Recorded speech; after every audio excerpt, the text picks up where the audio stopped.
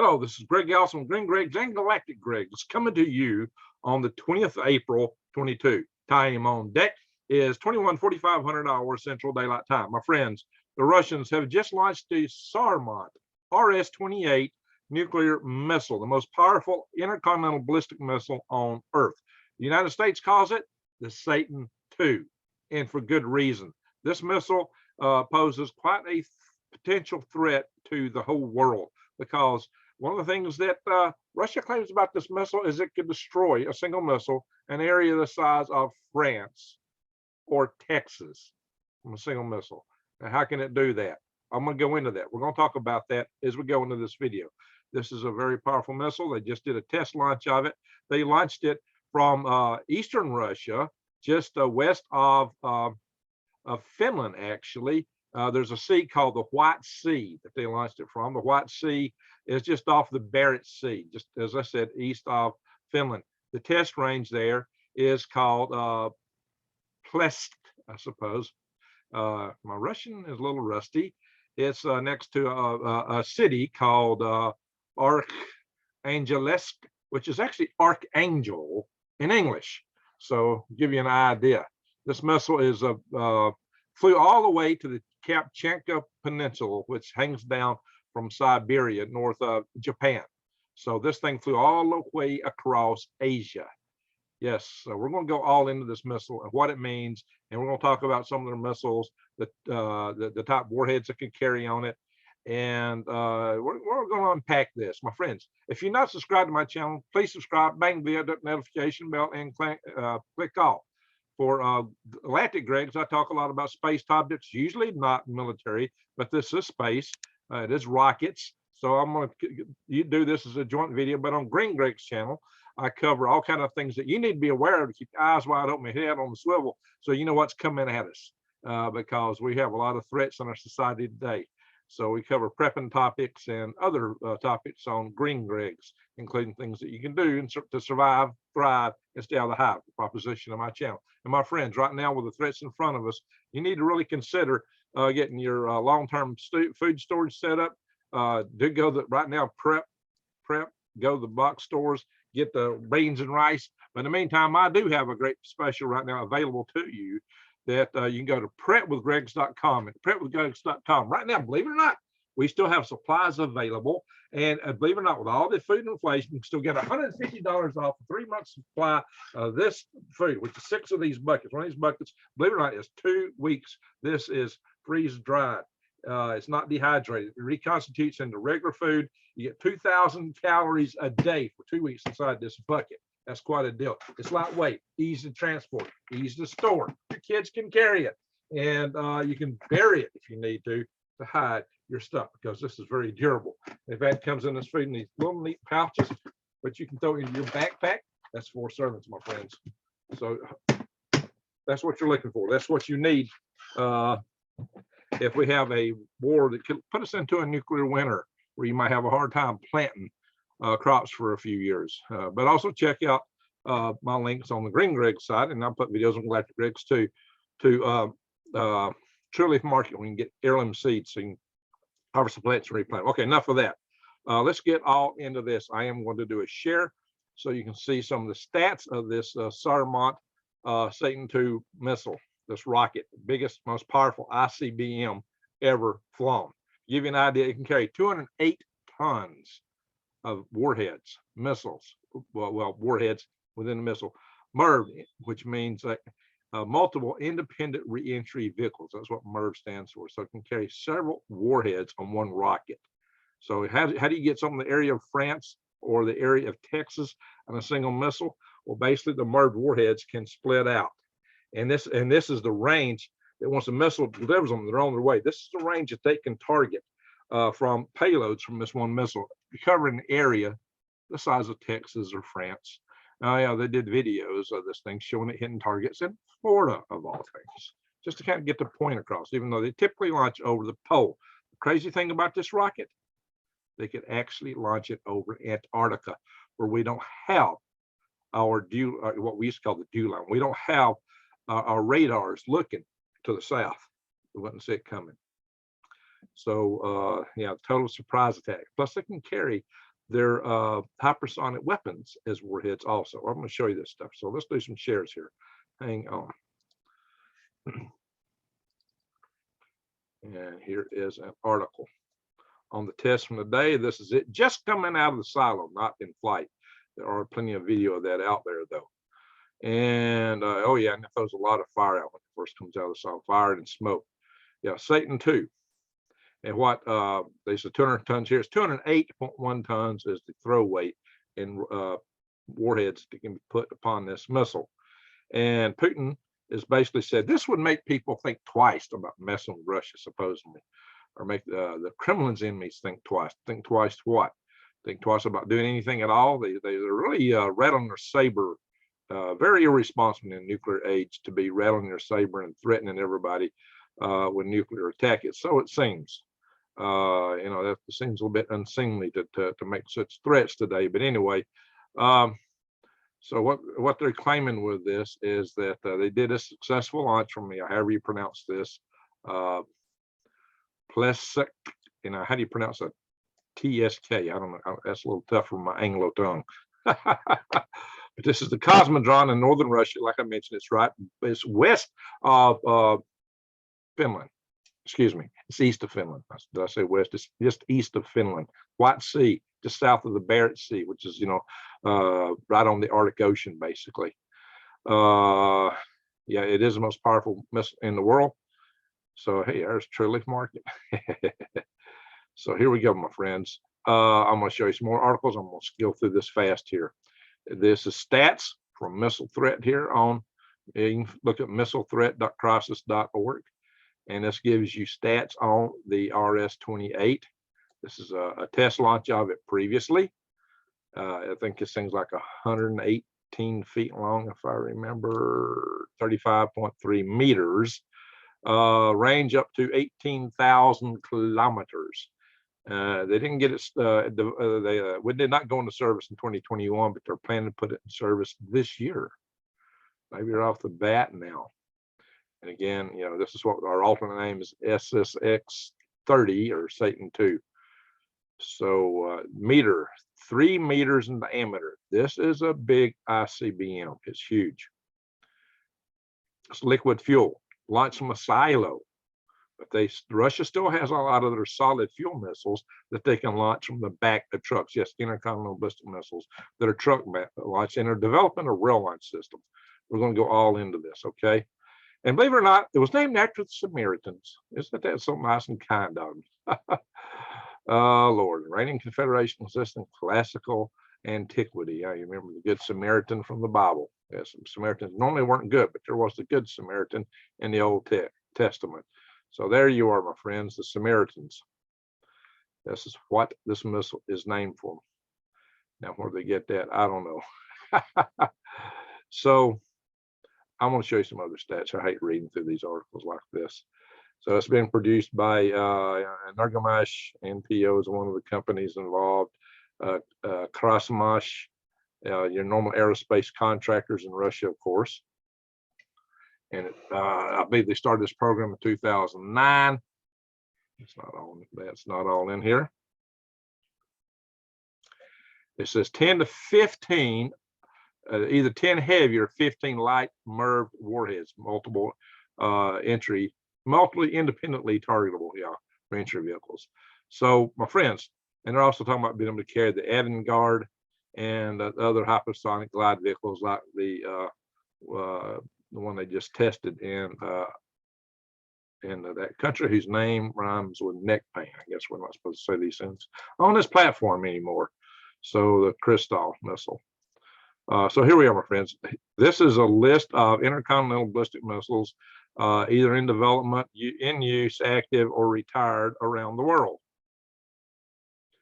Comparison of ICBMs right here on Wikipedia. So it's just wiki comment companion comparison of ICBMs. So this is the RS-28 Sarmont.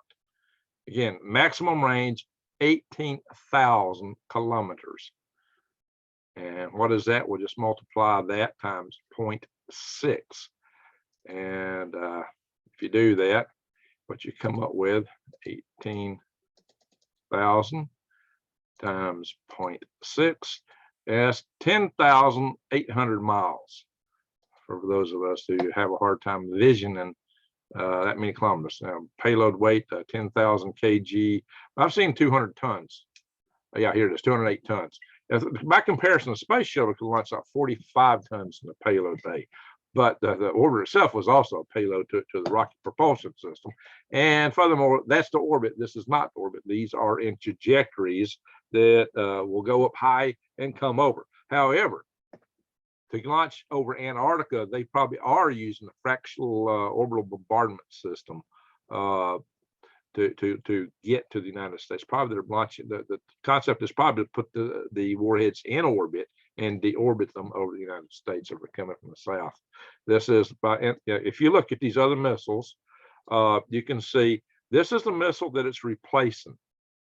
The RS-36 M2, the latest variant, is the M2.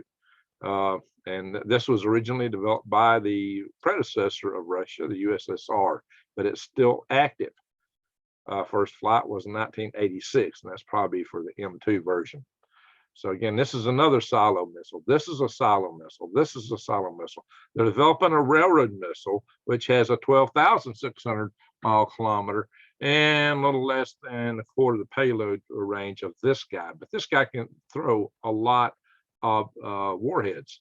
And in fact, I'll show you somewhere else. What they're looking at with this guy, oh yeah, let's just go down here by comparison.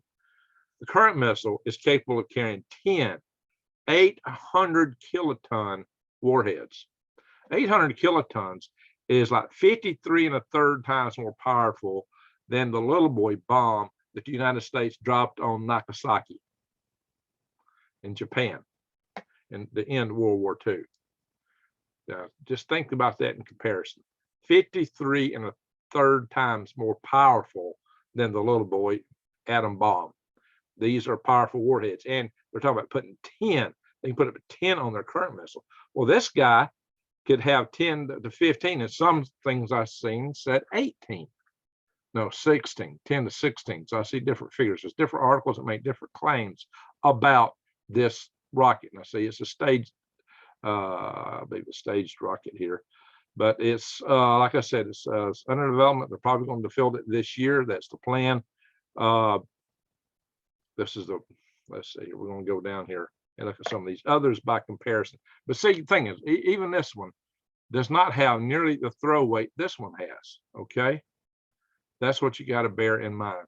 This missile is far more powerful than this missile. Not only, so they're talking about, 400 kg of payload, either 211 under one configuration or 400 kg under a different configuration of different payloads that this thing could launch. And it depends on the size of the warhead.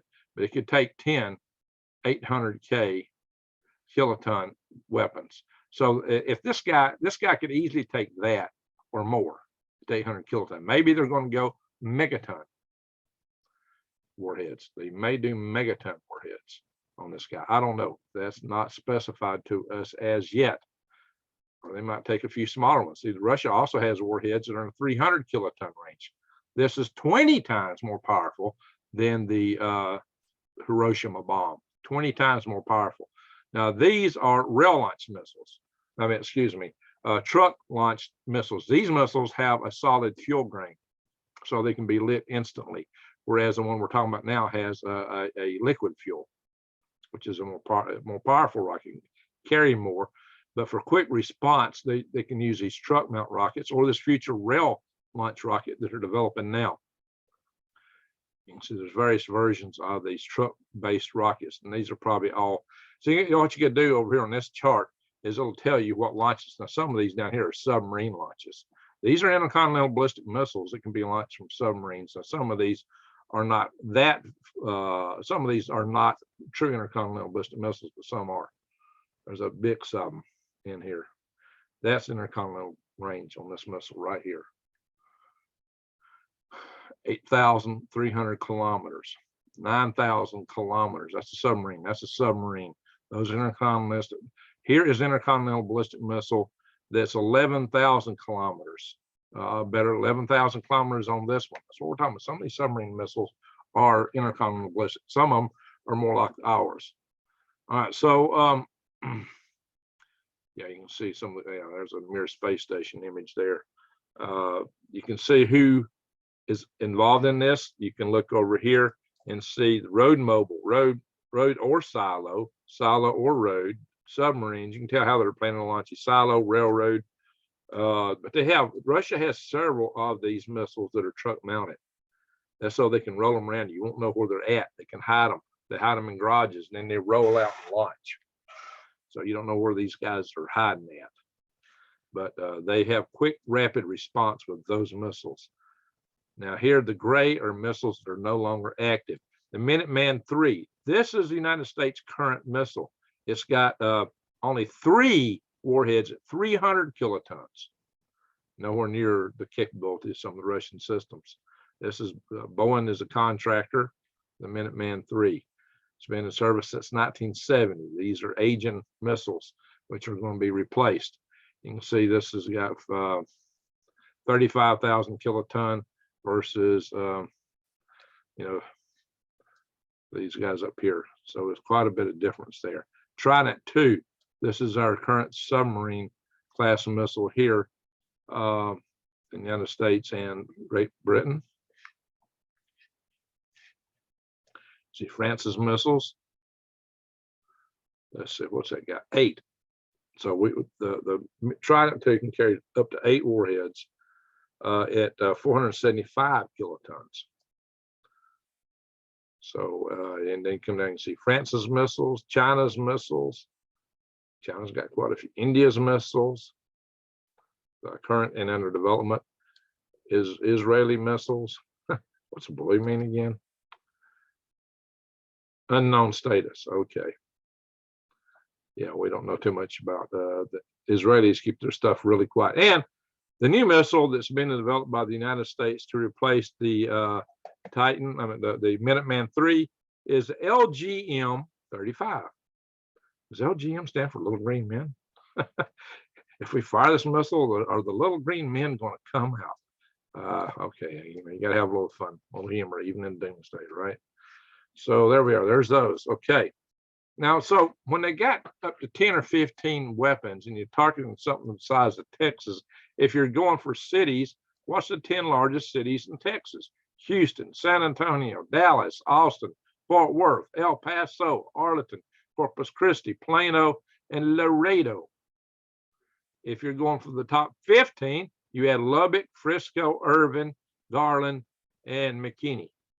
Now, bear in mind that you might take out this entire city, but there'll be a fallout of radiation going for miles and miles and miles, many miles downwind from that city, covering a lot more areas. So a lot more people are at risk from these explosions, other than just the people in these cities. But look, we're talking millions of people that can be taken out by a single missile. And since they showed, I'll show you this because they mentioned Texas. I'll show you this because the Russians had a video that showed Florida getting it. Top 10 cities in Florida: Jacksonville, Miami, Tampa, Orlando, St. Petersburg. How do you say that? Hialeah? I don't know. Is that Russian? That looks like kind of a native language there. I don't know. Port St. Lucie, Cape Coral, Tallahassee. Yeah, Florida's the state right next to me. You think I pronounce everything there, right? Well, not next to me. It's a long way south, but next to Alabama. I'm up near Tennessee. Fort Lauderdale. If you're going to 15, you add Pembroke Pines, Hollywood, Miramar, and Gainesville, and Coral Springs. And of course, maybe they could do 16 by some articles. I don't know, guys. I know this. I know you need to get ready. You need to get prepared. You need to get your food stored. You need to get means of producing water. If you go to my channel, Green Greg's channel, which is the prepping channel of mine, you will find an entire playlist on nuclear survival and prepping with Green Greg's. This tells you what to do in a nuclear war. These 2 videos are very comprehensive about the nature of the radiation, the threats posed, sheltering yourself from it, a nuclear bug out zone video, what to do in the first 24 hours, in the next 24 hours. And it's, so this is quite a playlist that you might want to check out. And got a nuclear engineer right here in this video set here. And this guy is quite the expert in nuclear detectors, radiation detectors. So by the way, here's my regular bug out zone video. Here I am with a general and another prepper. I got quite a few people in my videos. One of the things you really want to know though is how to filter and sanitize water. So I got two prepping playlists. One is more focused on electromagnetic pulse.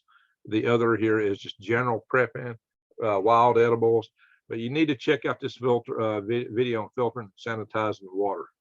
So these are the things you need to see. Growing food. These are all important things for you, my friends.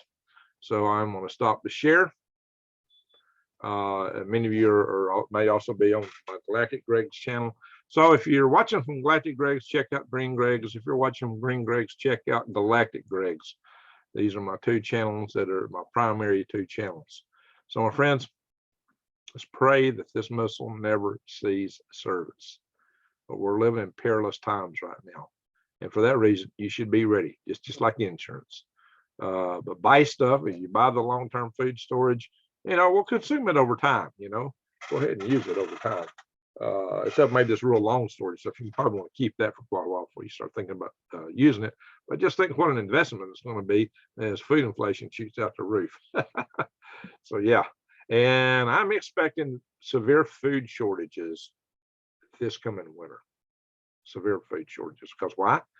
Russia and that nation whose name rhymes with neck pain produce 30% of the world's grains, and you're not getting jack diddle out of those countries hardly this season. And there's all other kind of problems. The supply chain, fertilizer. Even the rest of the countries aren't getting the fertilizers they're going to need to grow stuff. So there's huge issues with food prices, food availability this coming winter, probably the next 2 or 3 winters, my friends. And guess what? The sun is just kicking up to kick out a bunch of X-class flares. We got some big sunspots rolling in our direction. Hope and pray we don't get our power grid taken down. I've chaired 2 power grid defense conferences, and check out my videos on that on the Green Greg side, because we do need to get a grid hardened. Because if mankind don't take us down, sooner or later the sun will, and we don't need that to happen. It's foolishness that we've not got our grid properly hardened. We can do it, but we need some resolve. So check those things out, my friends.